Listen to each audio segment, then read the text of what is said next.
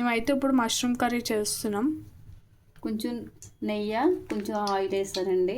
అదిగోండి, దాల్చిన చెక్క, 2 యాలక్కాయలు, అలాగే మిక్సీ పట్టుకున్నది, పచ్చిమిరపకాయలు, ఉల్లిపాయ. ఇప్పుడు అది వేస్తానండి. ఆయిల్ అయితే సరిపడిగా వేస్తానండి. వేగిపోయిన తర్వాత అల్లం వెల్లుల్లి పేస్ట్ వేస్తున్నానండి. ఇప్పుడు వేగిపోయినాయి కదండి, కడుక్కున్నాయి, 4-5 సార్లు కడగాలి. ఉప్పేసి మష్రూమ్స్ అయితే పోతే వేగిపోయినాయండి. కొద్దిగా గరం మసాలా, సరిపడగా సాల్ట్, కొద్దిగా పసుపు, తగినంత కారం. ఒకసారి శుభ్రంగా కలపాలి. లైట్గా కొబ్బరి కూర వేస్తున్నానండి. వాటర్ వేసి మూత పెట్టేసుకోవాలండి. కొంచెంసేపు మూత పెట్టేస్తున్నాను 10 నిమిషాలకి.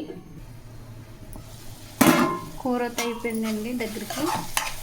లాస్ట్కి కొత్తిమీర వేసి, లాస్ట్ని అయితే కొత్తిమీర వేసి వస్తే గ్యాస్ అయితే ఆఫ్ చేసేస్తానండి. ఇంకా ఓకేనండి.